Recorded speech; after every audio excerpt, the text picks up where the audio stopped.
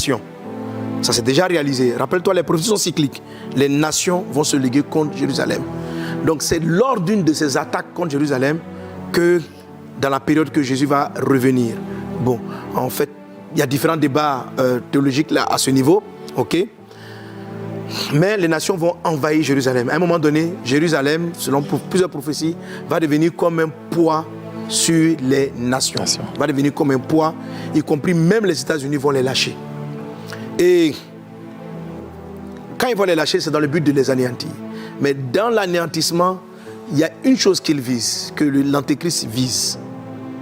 C'est la foi sur la terre. C'est comme ça que j'ai fait. Voilà, c'est la foi sur la terre. L'ennemi de l'Antéchrist, c'est le message de Jésus. Israël a annoncé la mort de 2 chefs iraniens de premier plan et puis de son côté Donald Trump a renoncé à son projet de sécurisation internationale du détroit d'Ormuz. Il faut dire qu'il n'avait pas trouvé beaucoup de pays volontaires pour l'accompagner dans une opération aussi risquée. De nombreux pays obtiennent un pourcentage énorme de leur pétrole et donc de leur énergie par le détroit d'Ormuz. Et ils devraient non seulement nous remercier, mais ils devraient aussi nous aider. Ce qui me surprend, c'est qu'ils ne sont pas enthousiastes à nous aider.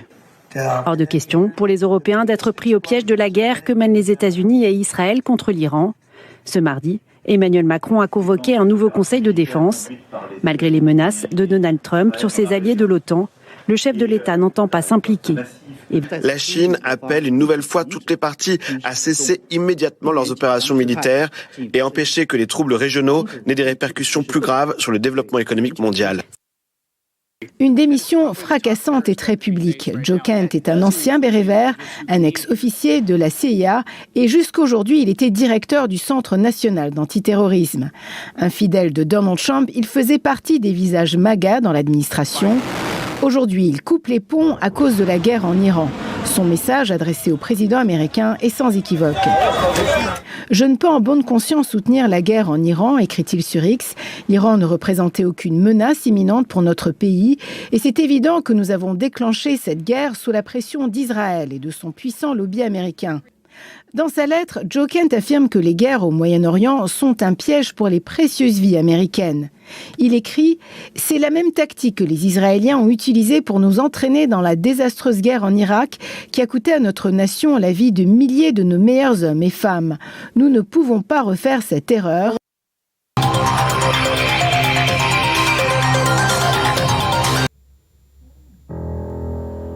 Que le nom du Seigneur soit béni. Amen. Ok. Alors tu as entendu déjà ces différentes prophéties et puis je sais que tu es très au fait vraiment de l'actualité. Il y a eu plusieurs prophéties durant la traversée qui touchent des faits d'actualité, la difficulté de voyage, de déplacement, le transport du matériel, etc. Ok. Mais de là nous devons comprendre quels sont les desseins du malin. L'apôtre Paul dit, nous n'ignorons pas quels sont ses desseins afin de ne pas donner au diable l'avantage. Mais il y a des choses qui vont arriver, qui doivent arriver. Okay? Vous savez que cette prophétie cyclique doit se réaliser à nouveau, que toutes les nations vont se liguer contre Israël. Et le dragon, quand vous lisez donc la prophétie de Apocalypse 12, le dragon, dans les temps de la fin, va faire une dernière grosse attaque contre Israël. Il va faire une dernière grande attaque contre Israël. Mais Israël sera comme préservé miraculeusement en se tournant vers Jésus parce qu'ils vont réaliser que en fait, Jésus est vraiment... Tout ce que Jésus a dit, c'est réellement produit. Mais il est dit dans la prophétie d'Apocalypse que le dragon ira faire la guerre au reste de la postérité, c'est-à-dire à ceux qui gardent le commandement de Jésus et qui gardent la parole. Donc, non seulement les nations vont se liguer contre Israël, mais elles vont se liguer contre l'Église. Elles vont se liguer contre les chrétiens. Et c'est ça l'objectif derrière. Donc l'attaque, même s'il n'arrive pas à détruire Israël, mais une grande persécution va se liguer contre l'Église. Aujourd'hui, le président Trump a pris une décision, ils ont pris une décision d'attaquer l'Iran qui, majoritairement dans le monde, est désapprouvée par toute la terre. Tout le monde. Personne n'est d'accord avec ça, c'est parce que on dit mais c'est pas normal. Mais en même temps que cela est fait, cela commence à agacer les gens. À agacer. Mais qu'est-ce qu'Israël veut? Qu'est-ce qu'Israël fait? Pourquoi ils déclenchent les guerres? Est-ce qu'on les a attaqués? Ils ont massacré ceci. Ils ont détruit Gaza. Ils ont détruit. Et c'est comme cela qu'ils Israël va devenir un boulet pour le monde, un élément gênant. Un élément gênant. Donc les attaques qui seront faites après contre le peuple, les restrictions qu'ils vont subir, et ils vont les subir même depuis les États-Unis. Si nous prenons garde, donc ça va se passer soit même du vivant de Trump, ou après son départ. Les choses vont beaucoup changer. Il y aura comme une révolte. Les choses qu'il était venu mettre en place, entre autres, les valeurs chrétiennes, les valeurs du royaume, tout va être rejeté massivement, avec une grande colère. Et les choses qu'on a vues disparaître des médias, de tout cela, vont revenir en vrac, parce que tout lui sera associé. Tout sera associé à lui. Le christianisme, l'attachement à Israël, toutes ces choses-là seront associées à lui. Et d'où les persécutions contre les valeurs chrétiennes, parce que vous parlez de Jésus qui a pris cette décision, il se prétendait chrétien, autour de lui ses conseillers étaient des pasteurs, c'était des chrétiens, ses conseillers étaient des pasteurs, c'était des chrétiens. Il y a beaucoup de gens qui attendent cela, ils ont dit bon, voilà. Donc toutes ces choses-là, l'ennemi est en train de l'orchestrer pour dire que l'Église et Israël sont le problème de la paix sur la terre. Voilà, que l'Église et Israël sont le problème de la paix.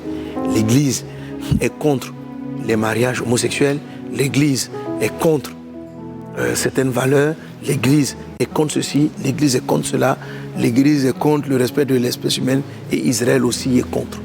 Et ce sont des choses qui vont avoir des financements parce que l'ennemi se prépare à cela à la fin de Trump et aux manifestations. Donc, quelqu'un va me dire comment on va prier. Nous prions pour que, en toute chose, la volonté du Seigneur soit faite. Amen. Mais nous prions pour que la parole de Dieu soit proclamée, soit annoncée. Amen. Prions malgré tout pour Israël. Il faut prier. Que tu aimes, que tu n'aimes pas. Prie pour que Dieu garde ce peuple. Prie. Mais surtout, priez pourquoi. Selon les prophéties, Romains chapitre 9, que tu vas lire. Reprends Romains chapitre 9, Romains chapitre 10, Romains chapitre 11, Romains chapitre 12. Prie pour qu'Israël connaisse Jésus. C'est ça la prière. Parce que ces choses-là prendront fin lorsque ce peuple, la plupart des Juifs, sont même plus réfractaires à l'évangile, même que les peuples musulmans. Il faut savoir ça. Donc, il faut prier pour le salut. Il faut prier afin que les cœurs se tournent vers le Seigneur, car c'est la clé, le dénouement de la prophétie. Il faut prier pour eux. Il faut prier pour les programmes qui travaillent à leur évangélisation, à leur parler de l'amour du Seigneur. Il faut prier pour l'Église américaine et pour l'Église dans le monde. Le départ de Trump a entraîné une grosse vague de persécution. C'est Trump qui est venu, qui a crié au monde que les chrétiens au Nigeria, dans le nord, sont persécutés.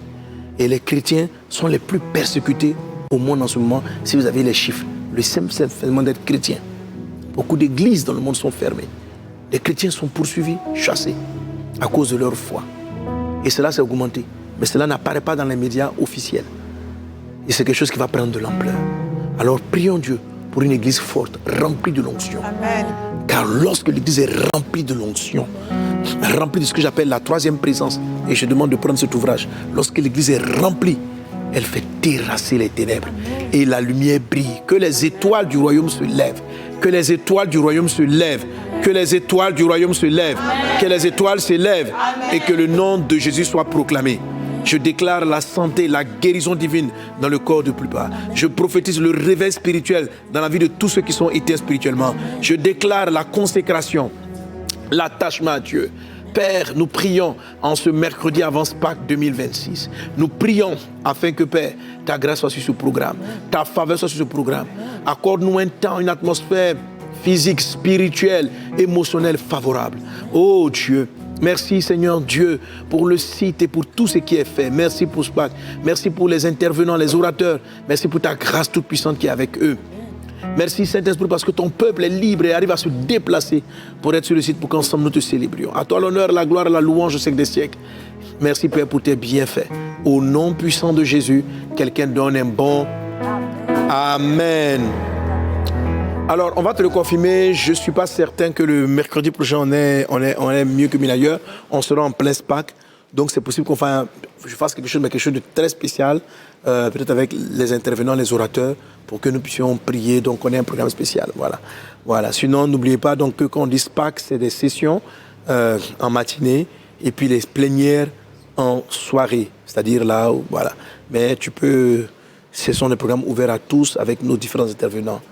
Que Dieu vous bénisse abondamment. Amen.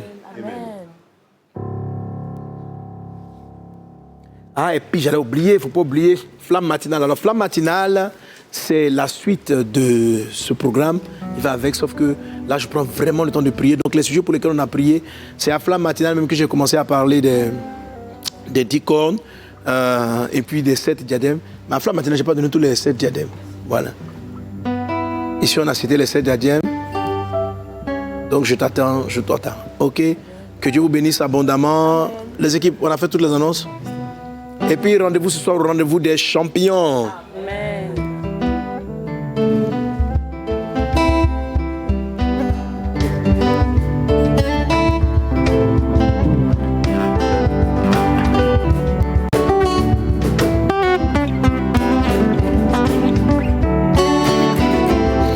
Tu as été béni par ce programme. Ne quitte pas sans manquer de faire ton offrande. Scanne le code QR et apporte ton offrande au Seigneur. Apporte ton offrande au Seigneur, la faveur de Dieu est sur toi.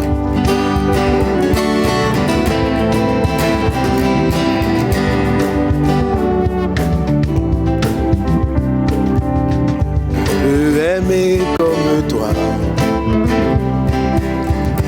Je veux guérir comme toi.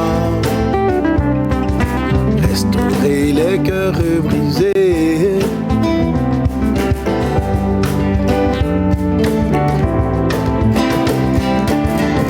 Toi mon sauveur, je viens à toi, tel que je suis, guéris mon cœur brisé.